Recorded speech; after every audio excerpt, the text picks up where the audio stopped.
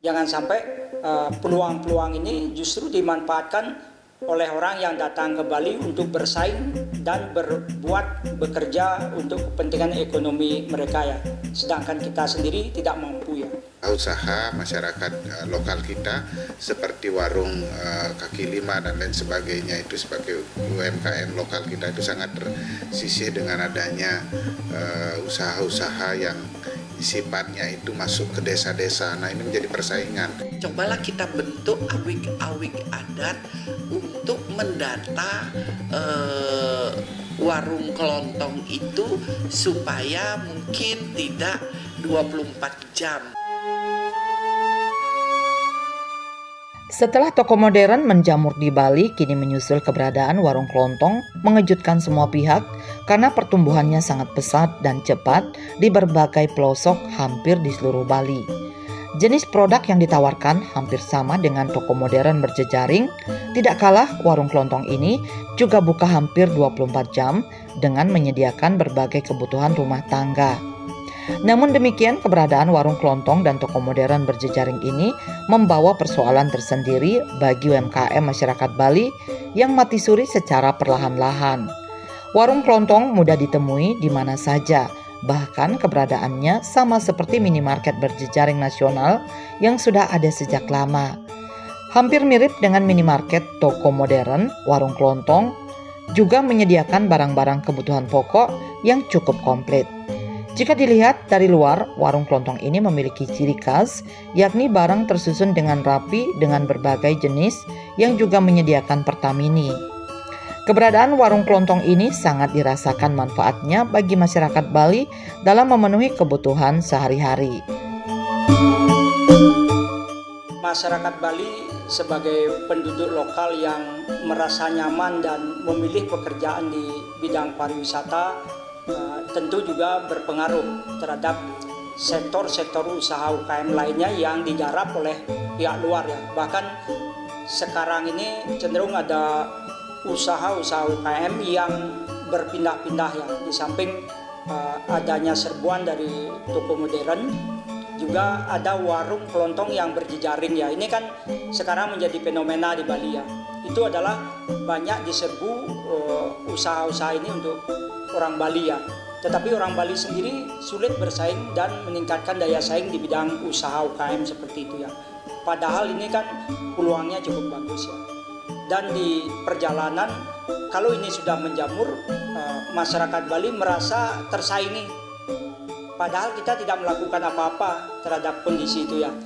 Nah, inilah pentingnya ke depan bahwa kita selalu mengikuti perkembangan zaman, terutama usaha kecil dan UKM, sedangkan pemerintah dan pihak lembaga keuangan itu memberikan kemudahan yang luar biasa terhadap baik itu berupa kur ya, yang tanpa jaminan sampai 100 juta ya. Nah, kalau kita menangkap peluang seperti ini dan upaya pemerintah untuk menggerakkan kembali recovery terhadap ekonomi Bali, tentu kita harus melihat ini ya. Jangan sampai peluang-peluang ini justru dimanfaatkan oleh orang yang datang ke Bali untuk bersaing dan bekerja untuk kepentingan ekonomi mereka ya. Sedangkan kita sendiri tidak mampu ya. Nah, inilah beberapa hal yang ingin kami juga sampaikan di publik, bahwa kondisi ke depan terhadap persaingan ekonomi di masyarakat lokal ini perlu ditingkatkan ya.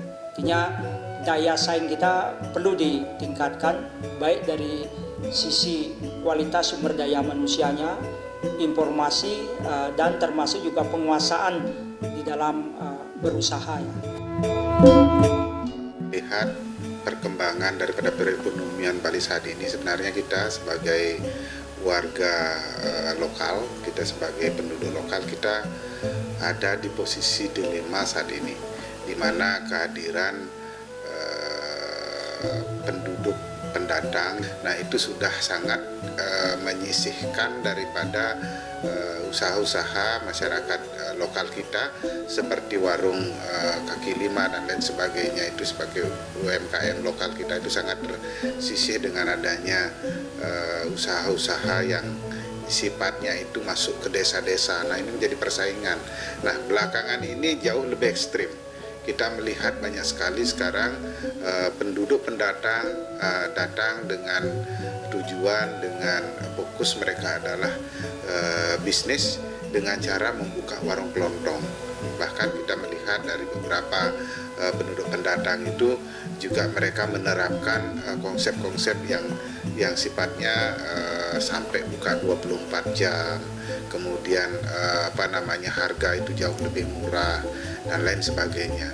Nah, kita sebagai warga penduduk asli Bali, kita sebagai penduduk lokal, kita harus memiliki mindset bagaimana caranya kita memiliki mental wirausaha.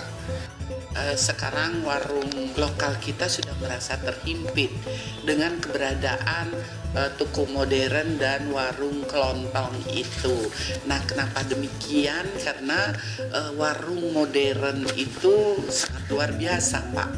Dia menyiapkan kebutuhan barang-barang yang bagus dan tentunya yang tidak expired, dan juga kelengkapan barang-barangnya itu full, artinya penuh, Pak.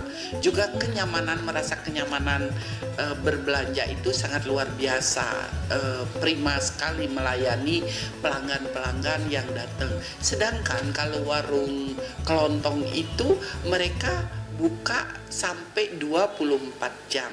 Sedangkan warung lokal kita itu nutupnya seperti normal mungkin sampai jam 10 atau jam 9 malam. Sedangkan warung kelontong sampai 24 jam. Ya, oleh karena demikian kita harus bahas bersama-sama, kita harus tangani bersama-sama khususnya dari pemerintah supaya bisa membina atau membimbing warung lokal kita supaya mampu bersaing dengan mereka, yaitu toko modern dan juga warung kelontong ini. Tumbuh begitu cepat dengan jumlah dan jenis barang yang cukup banyak, tentunya modal yang dipergunakan cukuplah besar, ditambah sewa tempat yang juga terbilang mahal. Namun hal ini tidak menjadi masalah bagi warung kelontong untuk tetap membuka cabang di mana-mana.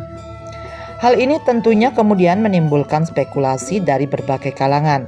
Ada pemodal besar yang membiayai pemilik warung kelontong. Tentunya hal ini mengancam keberadaan warung kelontong rakyat yang selama ini menjadi penopang ekonomi masyarakat kecil. Bila pemerintah mendiamkan fenomena ini, maka warung kecil yang berada di sekitarnya yang menjadi urat nadi masyarakat bawah akan mati suri karena kalah dalam iklim persaingan usaha. Di sisi lain, masyarakat yang memiliki tempat lebih memilih untuk menyewakan tempat usahanya dibanding membuka usaha sendiri. Dengan buka 24 jam, tentunya peluang laku untuk produk yang ditawarkan lebih besar. Karena Bali sendiri dengan kondisi sekarang sebagai destinasi pariwisata dunia, aktivitasnya hampir 24 jam. Peluang itu ada, perkembangan daripada ekonomi Bali cukup baik. Selanjutnya kita juga memiliki tempat, apalagi ada di pinggir jalan di rumah sendiri ya. Orang lain terkadang di warung langsung tidur, bahkan 24 jam dibuka. Ini adalah cukup potensi, karena masyarakat yang bekerja di pariwisata tentu melewati daripada jam-jam tidur ya. Ada yang sampai buka 24 jam, dan yang datang pun di perjalanan itu banyak yang juga bekerja 24 jam. Nah, peluang ini tentu di samping bagus, tetapi juga bisa dikatakan menjadi ancaman daripada UKM kita ya. Nah, kalau kita tidak memanfaatkan ini dan kita terlena, lengah ya dengan kondisi ini, tentu kita akan tidak mampu menangkap ini ya. Untuk itu kita juga selalu mengharapkan bahwa usaha kecil menengah ini kan memiliki daya tahan yang cukup bagus ya. Di dalam kondisi ekonomi yang bermasalah secara internasional ya. Tetapi bagi usaha kecil ini masih bisa bertahan ya. Apalagi kegiatan-kegiatan yang dilakukan adalah di tengah malam itu ya. Ada beberapa kebutuhan masyarakat yang selalu dibutuhkan di tengah malam sampai pagi itu. seperti Pertalite atau BBM ya. Yang kedua ada juga yang kepingin ngopi di tengah malam atau nasi bungkus, dan kegiatan-kegiatan termasuk pulsa listrik, transfer dan lain sebagainya ini dibutuhkan oleh masyarakat yang memang pekerjaannya adalah di tengah malam ya. Jadi kalau kita sekarang berpikir cenderung hanya menyewakan atau mengontrakkan tempat kita, nah siapa tahu yang ngontrak itu adalah mereka yang memiliki kepentingan untuk mendominasi nantinya usaha kecil menengah itu di Bali. Nah nantinya kita sebagai masyarakat lokal kita akan tersisih dari sisi ekonomi. Nah bagaimana caranya sekarang? Nah mindset inilah yang perlu kita analisis. Bagaimana caranya agar mental kita sebagai seorang masyarakat lokal bisa memiliki mental wirausaha. Jauhkan sifat-sifat ataupun sikap-sikap kebanyakan yang dilaksanakan atau dilakukan oleh penduduk lokal itu seperti tidak bahagia melihat saudaranya itu sukses, kemudian ada timbul pemikiran iri, dengki dan lain sebagainya itu. Nah, bagaimana caranya agar kita bisa memiliki mental seorang pengusaha seperti contohnya pengusaha Cina, pengusaha Madura dan lain sebagainya, di mana ketika mereka melihat saudaranya itu usahanya bangkrut atau down, nah itu disupport. Nah sehingga mereka itu bisa sama-sama sukses. Nah konsep-konsep itu sebetulnya perlu kita tiru agar kita sebagai masyarakat lokal nantinya tidak tersisih dari sisi persaingan ekonomi ini. Kita sebagai warga lokal sebenarnya kita memiliki keunggulan yang jauh lebih daripada mereka penduduk pendatang. Jadi sebaiknya warung lokal Bali kita untuk persaingan ini marilah kita bersama-sama bersaing dengan sehat, yaitu menjaga kualitas barang kita, dan mungkin kita pun juga ikut bersaing untuk membuka 24 jam karena di malam hari tentulah banyak toko tutup seperti toko modern dan lain-lain banyak tutup. Jadi persaingan itu sangat sedikit. Dengan kualitas barang yang bagus, dengan harga yang bersaing, dan juga kita bersaing dengan waktu, ya tentulah ada harapan warung lokal kita akan tetap sukses. Aktivitas warung kelontong yang buka 24 jam tentunya memiliki dua sisi. Pertama, masyarakat lebih dimudahkan karena kapanpun perlu kebutuhan sehari-hari bisa dibeli. Namun di sisi lain, dari segi keamanan, tentunya keberadaan warung kelontong yang buka 24 jam akan menimbulkan kerawanan dan pengawasan dari aparat pemerintah maupun desa adat yang ada di Bali. Bali yang sebagian besar pendapatannya berasal dari sektor pariwisata tentunya akan sangat mudah goyah dengan adanya gangguan keamanan yang dengan mudah tersebar di media sosial. Kemajuan teknologi saat ini akan berdampak dengan mudahnya informasi terhadap sesuatu kejadian yang terjadi di suatu tempat melalui media sosial tanpa harus mengungkap dulu sebab akibat dari kejadian tersebut nantinya terhadap Bali.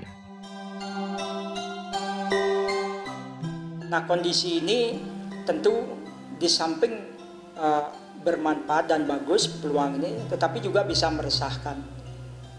Dari sisi keamanan, bagi usaha yang buka 24 jam ini kan berpotensi memancing daripada kejahatannya. Nah kalau ada orang-orang yang bertindak jahat, siapa yang memberikan perlindungan? Sedangkan usaha dan kegiatan itu cenderung kadang-kadang di luar daripada pengawasan baik di desa adat Pecalang maupun kepolisian ya. Karena ini adalah rutin, jangan sampai ini usaha ini memancing kejahatan ya. Ini juga kita harus waspadai. Nah kalau kita berkomitmen sudah daerah kita adalah metropolitan bahkan berbuka 24 jam, maka kita juga harus mengantisipasi dari segi keamanan. Nah kalau hal itu terjadi, maka usaha kelontong ini pun juga harus mendapatkan perlindungan, harus didaftar di desa adat, di Banjar, termasuk di lingkungan tersebut, agar jika terjadi apa-apa mereka dilindungi. Jangan sampai berusaha tetapi tidak didaftar. Yang kedua, tidak memenuhi kewajiban sebagai wajib pajak. Yang ketiga juga harus jelas keberadaan daripada penduduk. Apakah penduduk tersebut adalah penduduk pendatang atau memang warga Bali. Nah, kalau penduduk pendatang di saat tertentu ada kejadian, kita juga berdampak terhadap keamanan di Bali, bahwa di Bali tidak aman. Nah, ini kan kasus-kasus kejahatan ini juga bisa mencoreng daripada posisi daripada Bali yang aman ya. Dengan demikian maka kebutuhan akan kegiatan yang memang diperlukan usaha 24 jam itu adalah di daerah-daerah yang memang ramai selama 24 jam seperti Kuta, Kota Denpasar itu ya. Jangan sampai ini merembet ke daerah-daerah kota kecil yang memang kehidupan ekonominya terbatas jam-jam tertentu ya. Bagaimana nantinya ketika terjadi ancaman keamanan, umpamanya kalau di Bali kita kan identik dengan budaya. Nah, ketika terjadi umpamanya peristiwa atau kejadian yang berdarah umpamanya di suatu desa, nah kita sebagai orang Bali kita meyakini kita harus melakukan kegiatan upacara, dan kita yakin penduduk pendatang ini tidak akan melakukan itu karena mereka tidak mengerti itu dan mereka pasti mengabaikan itu. Nah, sehingga kita sebagai penduduk lokal lah yang nantinya akan melakukan kegiatan itu, sehingga dari sisi kerugian kita, dari sisi ekonominya juga kita melakukan kegiatan yang merugikan, kemudian dari sisi budayanya kita juga dirugikan, dan perlunya pemerintah mengatur hal ini sehingga dari sisi keamanan dan kelestarian daripada budaya itu juga kita perlu tingkatkan, kita perlu pertahankan, dan tentunya kami berharap kepada seluruh warga masyarakat, baik masyarakat lokal, masyarakat pendatang, siapapun yang istilahnya mencari nafkah di Bali itu supaya bisa bersinergi saling mendukung. Kita yakin orang-orang yang datang ke Bali itu tujuannya adalah ingin mendapatkan efek ekonomi yang lebih bagus daripada sebelumnya, sehingga bagaimanapun juga mereka istilahnya mencari nafkah di Bali itu supaya juga mereka turut menjaga bagaimana menjaga keamanan Bali, bagaimana menjaga kelestarian daripada budaya Bali, bagaimana mereka bisa menjaga juga kebersihan lingkungan.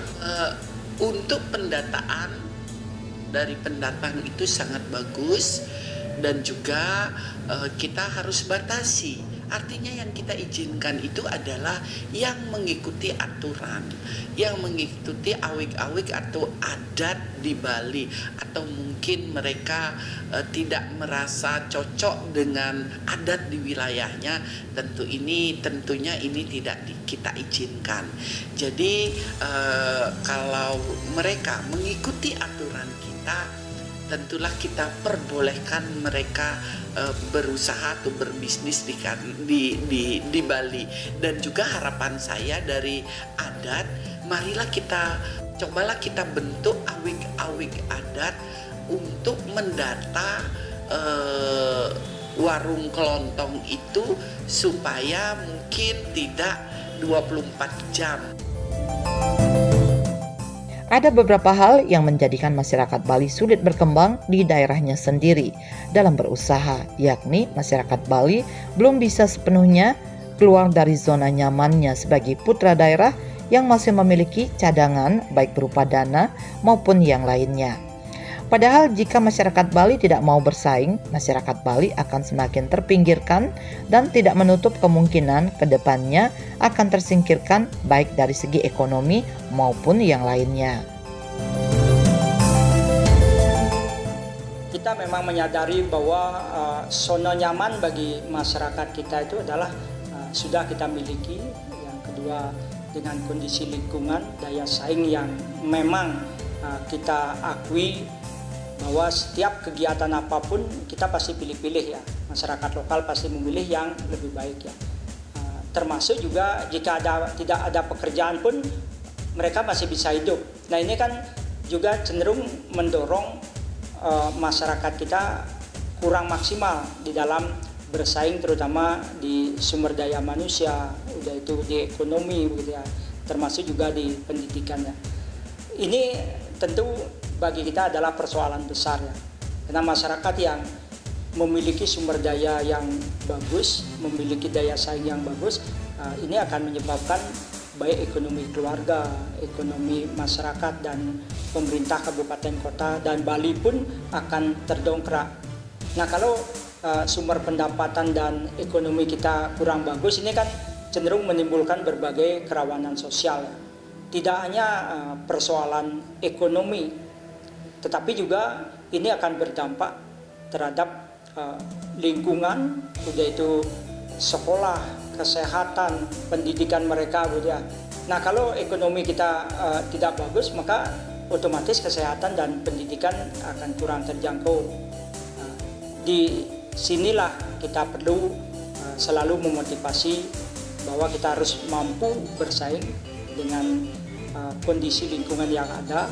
Yang kedua, kita harus selalu mengejar pendidikan anak-anak kita dengan baik sehingga dia ke depan memiliki sumber daya yang bagus dan memiliki kompetensi yang bisa diandalkan.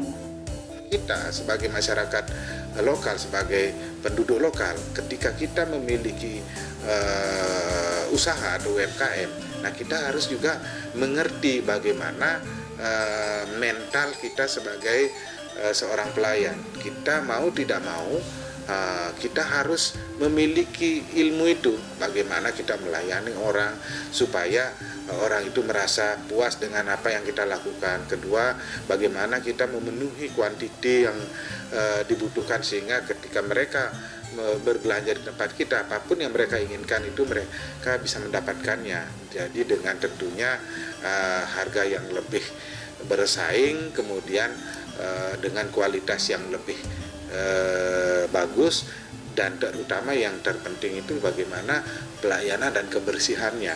Nah ini sangat-sangat mendukung daripada kesuksesan daripada usaha kecil kita.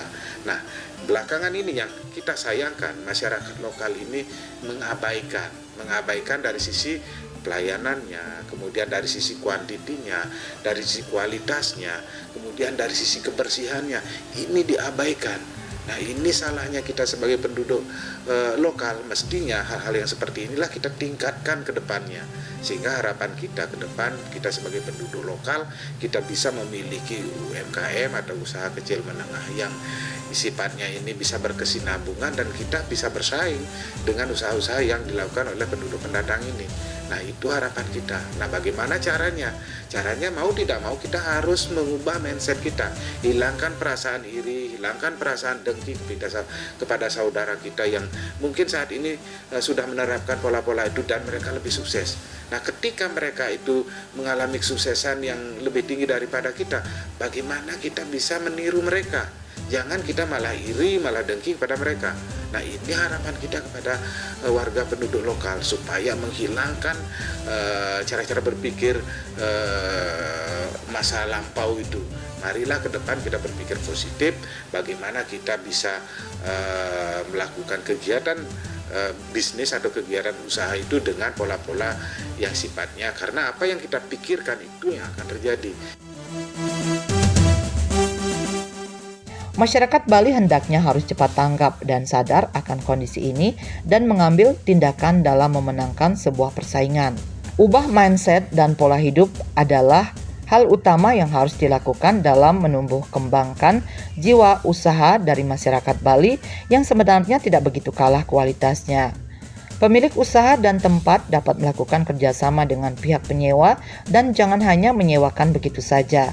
Sebaliknya, masyarakat Bali hendaknya bisa melihat peluang atau ilmu dari mereka untuk diterapkan dalam berbisnis. Hilangkan sikap dengki sesama masyarakat Bali dan tumbuhkan sikap saling memantau dengan saudara. Memang mindset daripada masyarakat kita itu kan akan sangat dipengaruhi juga oleh lingkungannya. Nah, kalau lingkungan itu sudah berpengaruh positif, maka otomatis yang lainnya juga berlomba-lomba untuk meningkatkan dari sumber daya dan termasuk ekonomi dan daya saingnya. Karena ada beberapa contoh di masyarakat, kalau di lingkungan tersebut orangnya adalah memang senang bekerja ke luar negeri dengan pendapatan yang cukup bagus dan menjadi pahlawan devisa, maka selingkungan itu akan berlomba-lomba untuk berangkat ke luar negeri sebagai JNI. Kalau di lingkungan tersebut adalah ekonominya bagus, usaha bagus, maka yang lainnya akan berpengaruh. Nah, kita kan kadang-kadang yang mempengaruhi itu dalam lingkungan. Orang maju karena lingkungannya maju ya. Nanti kalau di lingkungan itu yang dikembangkan adalah budaya mabuk dan lain sebagainya, maka banyak akan masyarakat terpengaruh dengan kondisi itu. Maka kondisi lingkungan ini penting juga diperbaiki, termasuk dengan upaya kita semua menyadarkan bahwa kita harus merubah mindset dari malas menjadi rajin bekerja dan rajin untuk mengembangkan dan berinovasi terhadap usaha-usaha yang berkembang sesuai dengan kekinian. Kalau kita orang Bali, kita di wilayah kita di tempat kita, tentunya kita merasa lebih ada kenyamanan. Tentunya kita tidak akan melakukan perbuatan hal-hal yang negatif. Menurut saya, warung lokal itu belum bisa bersaing. Seperti contoh, mungkin mereka menjual barang yang sudah expired, atau cara mereka juga keramahan dengan pelanggan itu mungkin kurang gitu. Dan juga kelengkapan dari warung lokal kita itu belum lengkap. Itu menurut saya. Kenapa kita belum bisa bersaing?